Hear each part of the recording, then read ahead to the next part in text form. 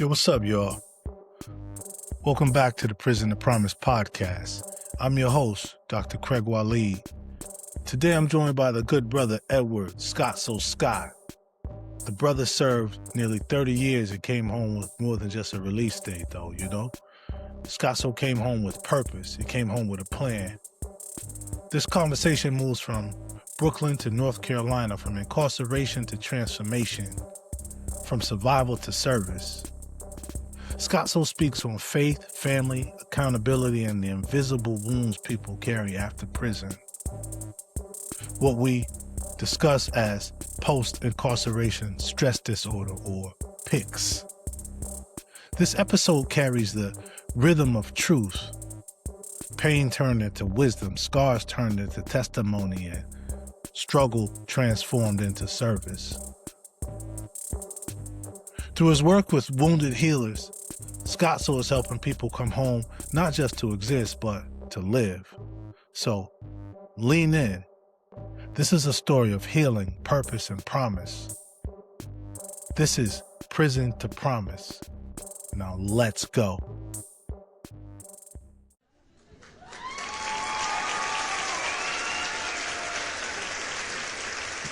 Yo, so I just want to first off, right off the muscle, Scott, so say thanks, man. Thanks for agreeing to meet me on this platform. I know me and you've been trying to do this for a while, but I know we both busy like mugs, so I appreciate you, bruh. Yeah. I appreciate you having me, man, for real, because this is important. You know what I'm saying? What we try to do and the work that we're doing is very important. Absolutely, and so let's just jump right in, man. And so, a lot of people don't know who you are, and a lot of people don't know about the authority you bring to this type of topic. And so, maybe you could just start by introducing yourself and talk a little bit about why you have authority on this particular topic. Well, I know you know me, but for the people who don't know me, my name is Edward Scott. Everybody call me Scott. So I was born and raised in Brooklyn, New York. I got a little trouble coming down here to North Carolina. You know, I was going back and forth, just selling drugs, doing dumb stuff, you know what I mean? Not having a sense of direction in life, period, because I was following a lot of people. End up doing 29 years and 8 months in the Department of Correction. I got out with a promise, first and foremost, to my Lord, that I would, help others that's in the same situation that I was in. I've been getting to work on myself real hard, spiritually, mentally, and physically, um, at an early time in my sentence. Um, and I made a promise to my grandmother. I just want to give shout out to her, man, because she was a big inspiration in my life. And I really, really started appreciating everything that she was doing when I got sober. What I mean by sober is when I got incarcerated and I began to really realize who I was as a man, as a grandson, as a father. Um, and when I sat across from her, I just want to tell the story real quick. But I sat across from her and she said, "Where did I go wrong?" That really, really made me want to change my life for real. You know what I mean? Because I know that she didn't do nothing wrong. You know what I'm saying? It was me who chose to do the things that I have done. But since my incarceration, I had come out, and began to do this work that we call reentry, which you also is in the field that I'm in, helping individuals who's coming out with resources to be able to reacclimate back into the community. Yeah, so that's what I do, man. It's funny because I was just thinking about when I first got out in two 2019. Brother, it's been 6 years. It's been Wow. 6 years already, man, since I've been out. And Wow. I was just sitting here thinking, man, like, wow, 6 years already. Yeah. And about to go back into the prison system, hopefully in the future with a curriculum to help individuals who's going to be dealing with post-incarceration syndrome. Because everybody come out, man, they come out with the idea that just getting a license, an ID, uh, uh, uh, getting a wife, getting a car, it's getting all those things that's very important. Don't get me wrong, on that level of life is very important. Yeah. But the most important thing, man, is dealing with life on life terms when it come out. Because if we don't get a hold of that, you're not going to keep the license, the ID, the wife, You know what I'm saying? He's not gonna keep Yeah, none of that stuff, bro. So, yeah. my main focus now is dealing with helping individuals learn how to deal with the post-incarceration syndrome. That's what we'll probably be talking about today, inshallah. Inshallah. And yo, bruh, I appreciate that introduction. And you already touched on one of the things I wanted to hit on, but you also led right into another area. And what I wanted to initially hit on, you just jumped right on it. Like you always in my conscious space, because you talked about, when you began to realize that you were no longer defined by your past and could begin like reshaping your future, and that hit you when grandma hit you with those couple of verses, and made you really Yes, go back and think. And I think yes, that's important for people to realize that there's a point in time, there's something that's going to help everybody switch, So as individual helpers, I think we're more like just farmers planting seeds. And grandma planted the seed in the right yeah, time, and your soil was fertile, and that joint flourished and it began to grow, you know? yes, sir, yes, sir. But yo, you talked also, man, about reentry and how people look at reentry and they pursue all the things, but don't touch on the psychological, emotional impact of incarceration. And you and I both know that reentry and getting ourselves right is an internal journey, and so not just those people that we help, but how about you, man? And could you talk a little bit about what you had to do to confront within yourself to truly come home? Like what were the things you had to get straight, not just physically as you talked about, but also mentally and spiritually as you already touched on a little bit, but more specific to you. Right. I really had to learn that I had to change my mindset. You Mm, know what I'm saying? When I came into the public correction, I came in with no sense of direction. And I knew that I couldn't come out the same way that I came in. So my mindset had to change. My thinking, the way I act, the way I uh um kind of deal with situations. I had to get some control of my life. You know what I mean? So what really touched me, right, on this topic is when I came home, right? And I tried to build a relationship with my daughter. And I found out that I was trying to be a father to a young adult, right? That I left out there when she was only 6 years old, wow. right? So I came home out the gate, you know what I'm saying, trying to be that father. And all we did was bump heads because I'm trying to be a father to a young lady who don't even know who I am. You know what I'm saying? And I know for a fact that a lot of other guys gonna go through the same thing. Yeah, And when I went through that, right, I was trying to put so much pressure on trying to be that dad that in letting oh, I say this, instead of trusting the process. And when I had this conversation with a guy, right, and I was telling him about the situation, he said, I don't have no children. He said, but if I was you, I would back up, let her process what's going on, and then take it from there. You trying to rush something and put pressure on something that's not even been built yet. yeah. Wow, man. You know what I'm saying? So Yeah. that was one of the parts that really kind of like helped me mentally be able to deal with the situation emotionally, you know what I'm saying, and mentally, you know what I'm saying? Because I can't control a situation where I have no type of understanding of. So Mm, my mindset had to change, you know what I'm saying? I had to change my mindset. And that was the biggest thing for me, you know what I'm saying, in the process of becoming who I am. mm. You know what I'm saying? Not just a re-entry, but just dealing with situations, period. Just as a man, as a person, period, in life. Yeah, Yeah, yeah, yeah. yeah, And that makes me think yeah. about a passage in the book of Proverbs, and there's also this book that this dude wrote back in 1920. Dude named James Allen. He wrote a book called "As a Man Thinketh." You know, Mm, the book of the Proverbs. It says, "As a man thinketh, so is he." And so, yeah, mind and behavior is all in conjunction, man. And yeah. then, you shared about your daughter. That really resonated with me as well, man. Because when I went to prison, my daughter was like maybe about 8 months old. I came out of prison. She was going on 9 years old. Tried to get with her. I think maybe I was trying to rush it too, but it just didn't work. Now my daughter almost 39 years old. I don't know her. She don't know me. And that's a hole in my heart, bro. Yeah, yeah. Great. And to add on to that, right? When I let that happen, when I just let it go, Mhm. prayed about it, Mhm. learn how to trust her in her walk Yeah. and allow her to be who she was Yeah. and let her embrace me instead of me trying to embrace her all the time. Man, we got a wonderful relationship today. Dope. And I pray that you and your daughter get the same thing because it's important. I Because appreciate that's part of our blood. That's part of our it. Absolutely. generation. You know what I mean? Absolutely. Yeah. Absolutely. Keep that circle tight. You know what I mean? Yeah. And so, if we could back up real quick though, Scottso, because some people don't know about PICS, so maybe I Yeah. said PICS, some people don't know what the hell PICS is, even though they might know what I'm gonna say, post-incarceration disorder. And so if you could talk Right. a little bit about that post-incarceration stress disorder, what is that and who does it impact? First of all, it impact a lot of people who's coming out of incarceration, and it's not no type of diagnosis. You know what I'm saying? Yeah.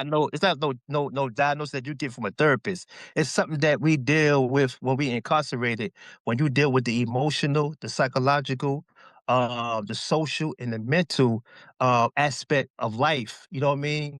And when you have no control of those areas, and you come out here with the same survival mode that you got in prison, Mm. it's not going to work out here.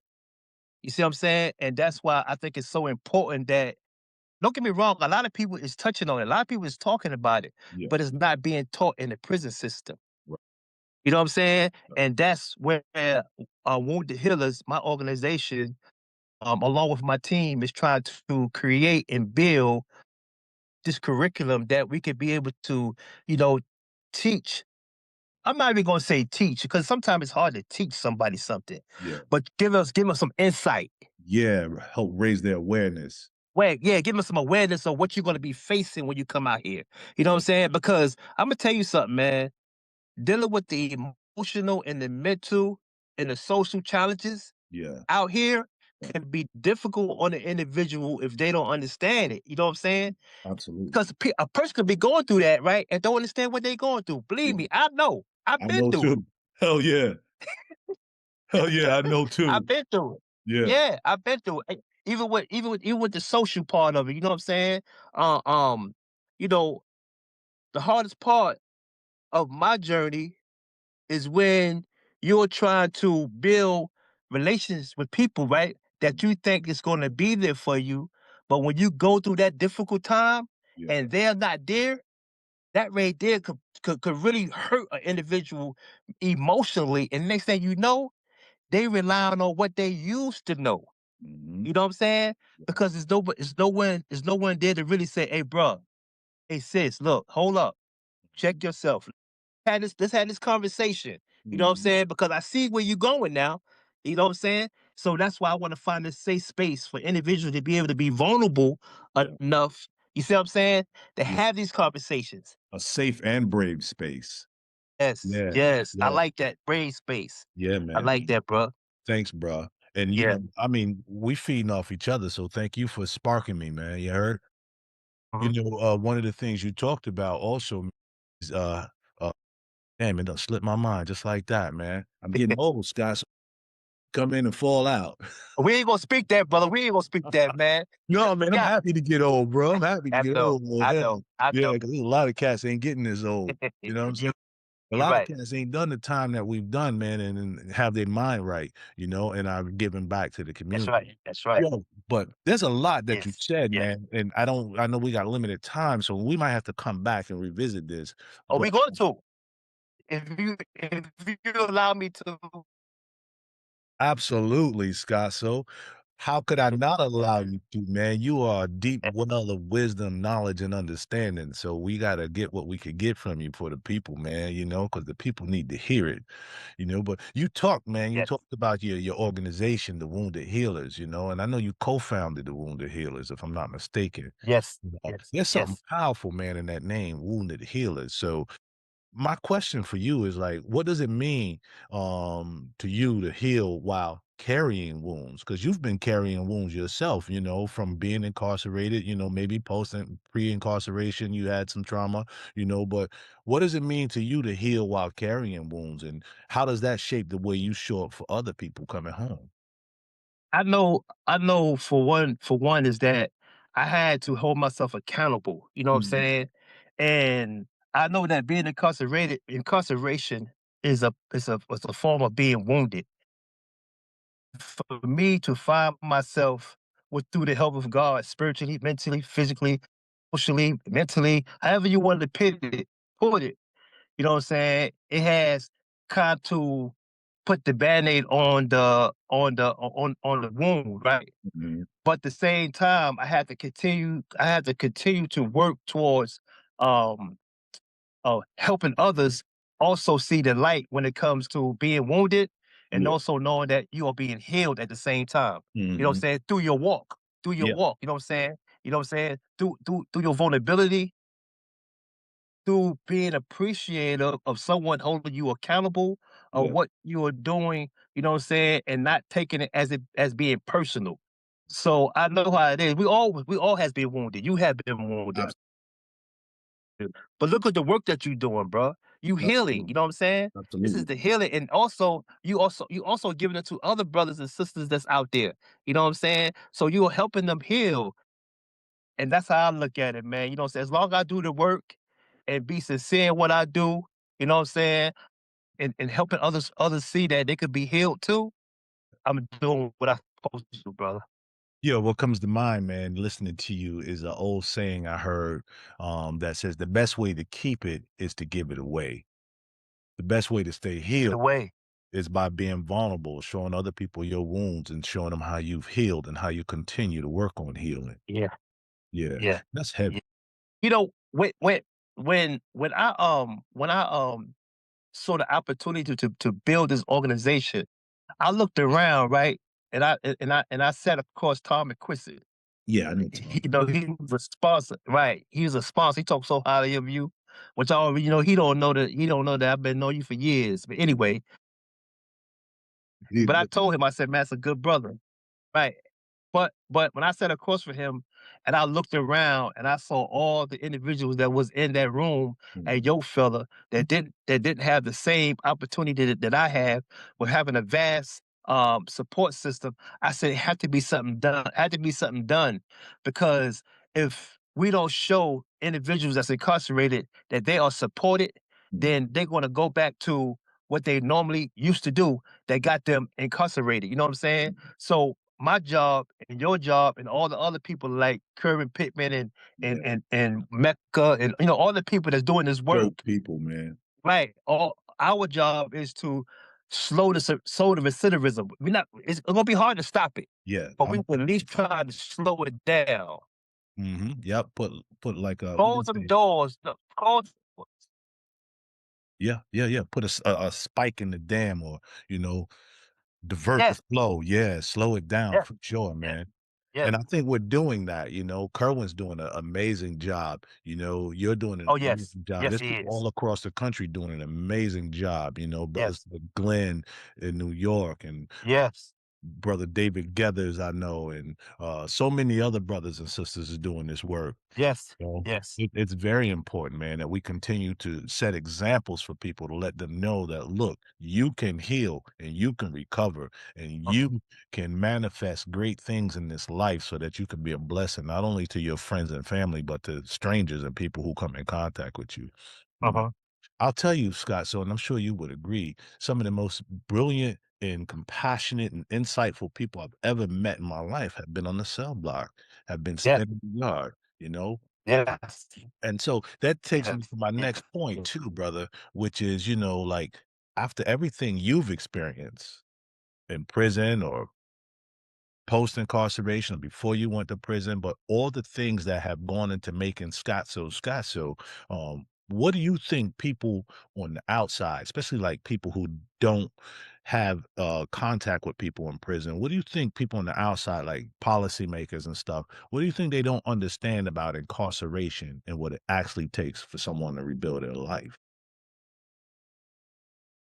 What do I you truly believe that it takes us to come together and sit down and try to strategize a plan for individuals, whether they female or male, um, when they coming out. We have to sit down together as a group, think? as organizations, and we have to come with the help that we know that individuals need, whether it's housing, whether it's license, whatever it may be, whatever it's pick, whatever it may be that they're going to help these people stay out of the prison system. I think that for what I see now, I could be wrong. A lot of us is doing separate work. We're Yeah. doing the work, but we're not coming together as a group of organizations, you know what I'm saying, having these meetings and not just talking, but actually coming together and making things happen for individuals who's coming out. Because a lot of us talk about what people be doing, but we're not talking about, being a part of the solution. You know what I'm saying? We're trying to put people in places where they can win, but we need to come together and make a plan for individual who's coming out, whether it be meeting them at the door or get the resources that they really need. Because I was just thinking about something when you said that, like, um, a lot of organizations work real hard for people who's dealing with substance abuse and mental health, right? Yeah. And they got a lot of plans, a lot of structure. They got a lot of stuff, All the for resources. those individuals. And they need that. Don't get me wrong, they need that. Of But course. it's not enough of structure and resources for individuals coming out because when they come out, I feel like when they come out, they gotta struggle to get housing Yeah. due to their criminal background. So when we Mhm. sit down together and figure this thing out, Yeah. you know what I'm saying? Give them a roadmap, Yeah. it would be more easier for them Mhm. not to avert back to what they used to do. I agree, bro. You see what I'm saying?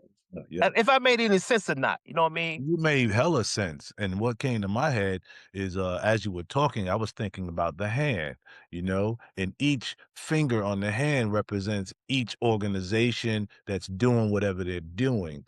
But Wow. each finger works together to make the Right. hand more efficient. And if it Right. needs to manifest force, it becomes a fist, and it Right. comes from that shoulder and it goes forward. But Right. if we're just siloed individually, we can't make a fist, we Can't. can't. And so we can't bring the force or the plan or whatever we need to get greater Right. success. We have Right. to work in unison, man. Exactly. You know? Because I get calls every day from people that need housing. Yeah. Don't get me wrong. I'm not saying that it's not transitional housing out here, right? Hmm. But it's not enough. You know what I'm saying? They need a safe space to be able to live and feel safe and feel secure. You know what I'm Yeah. saying? Jobs. It's not enough jobs. Don't Yeah. get me wrong. They say the box. They say ban the box. Okay, but still, they go to these interviews, right? They sit across from the person that's interviewing them, right? Mhm. And then the person will say, "I really like you, but you fit this company, but I just can't hire you because of your record." Yeah. You know what I'm saying? If Yeah. not given the chance, you know what I'm saying, they're not gonna be able to survive out here. So I feel like if we come together and try to create a job opportunity, create housing opportunity, Mhm. something that gives somebody some hope. Yeah. You know what I'm saying? Damn, hope. And I was thinking that earlier in our conversation right there. Part of our job is to push hope, to Exactly. peddle hope. Mhm. Some people peddle dope, we peddle hope. You heard? That's You heard? right. Yeah. That's right, bro. Because it's That's hope, right. man. When you got hope in the future, when you see something that has not yet materialized, but it's in your mind's eye, man, and you got the right support, you more likely to achieve it, man. That's right. Yeah. That's right. That's so I got a couple of last things, man, I wanna touch on and get you out of here. But one of the Okay. things, Scott, deals with hindsight, and that is if you could speak to the younger version of yourself, the man you were before you entered prison or just entering prison, it's like, what would you say to him now? The man you are now, what would you say to younger Scott? I would say, man, listen to your parents. You know what I'm saying? Be more aware of your surroundings Yeah. and know that you are not a follower, that you're a leader. You know Mhm. what I mean? Because and that's what I teach my grandson right now. You know what I mean? That you're a leader. You know what I mean?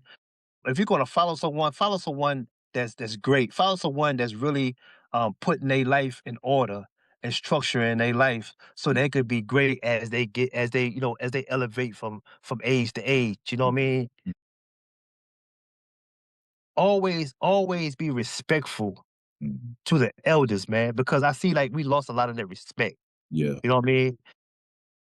I feel like when you gain that respect from the elders, that Mhm. it opened doors for you that you could never imagine. You know what I'm Yeah, saying? yeah. And I teach my grandson this right here, man.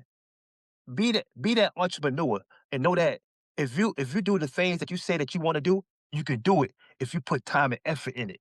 That's right. That's right. Time, effort, belief. What I've learned in my life, Scott, so is when I could see it in my mind's eye Right. and I truly believe it with every fiber of my body, and then I'm putting in the work consistently to achieve it, it's Yeah. gonna manifest. Gonna And that's manifest, bro. anything in this world, man. Yeah. Yeah. We create it, man, with our thinking and our belief systems and our behavior. That's right.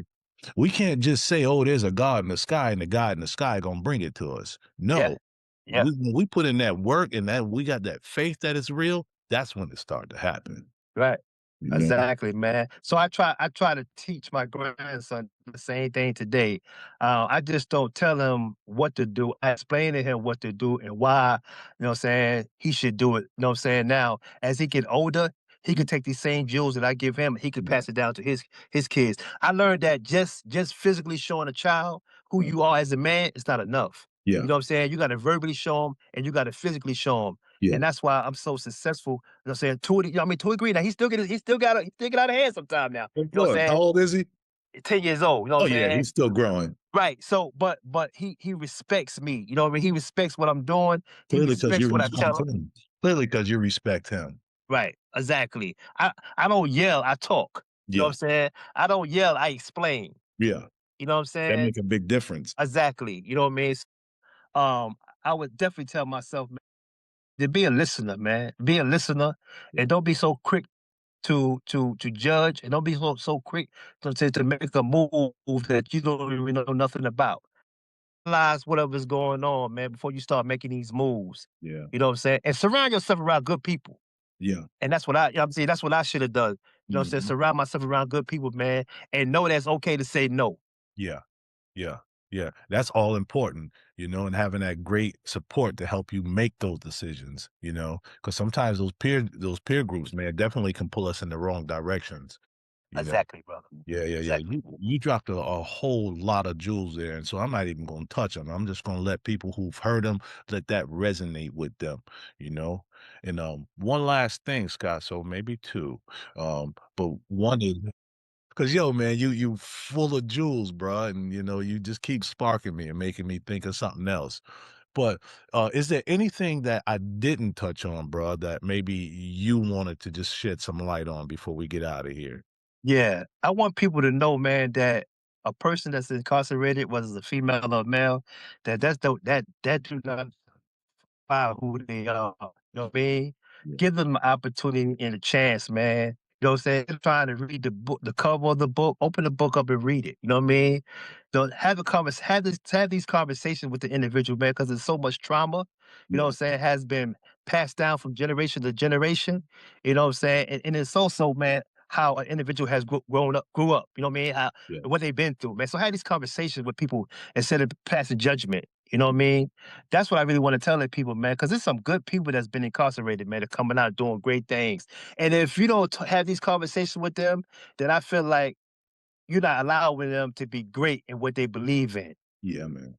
You know what I'm saying? I really because if you don't have the conversation, then you never find out what's going on with this individual. What has You know what I'm happened? saying? And what's happening, man. So be more willing to listen instead of being so quick to judge. Yeah, man. That's so important too, Scott. So, being willing to listen and to understand what has happened, what made me the person I am, what went into Yeah, driving me in those directions, and what am I doing now? That's what's exactly. most important. It made me think Exactly. about a Buddhist philosophy, which talks about how people often suffer because they're too busy thinking about what has happened or Mhm. what is going to happen Mhm. instead of what is going on today, right Yeah. here, Yeah. right now, man. Yeah. You know what I I gotta mean? learn some of them quotes too, brother. I gotta learn some of them quotes that be them jewels that you be dropping around. Love them quotes, brother. Hey, man, each one teach one, man. Each one reach one, man. You sparking me, man. So you bringing that out of me, bruh. You Yeah. heard? And so if folks want to reach you, Scott, so if they want to find you, how can people find you? How can people reach you, man? Okay, you can reach me. You can reach me at Wounded Healers of North Carolina, WOUNDED, right? Right of North Carolina at gmail.com. Or you can reach me at SCOTTED6325 at gmail.com. Yo, man, it's been a pleasure, Scott. So Man, thank you, brother, for having me, man. Hey, I hope that what we said today would touch somebody, you know what I mean, and they'll want to help us in the work that we do. You yeah, know what I'm saying? It ain't all about money all the time, man. It's just about, you know what I'm saying, just trying to help people, man, live. You know what I'm saying? Y- Coming out of prison, man, if you don't get yourself together, you just existing.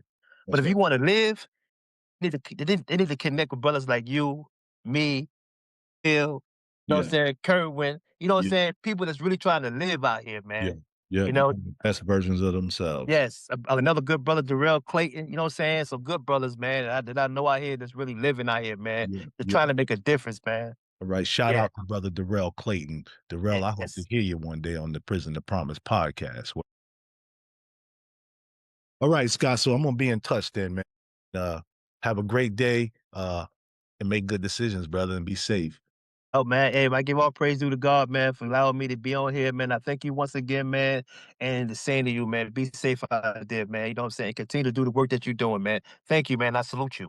Salute, bro. That's a wrap. Peace. Oh, okay.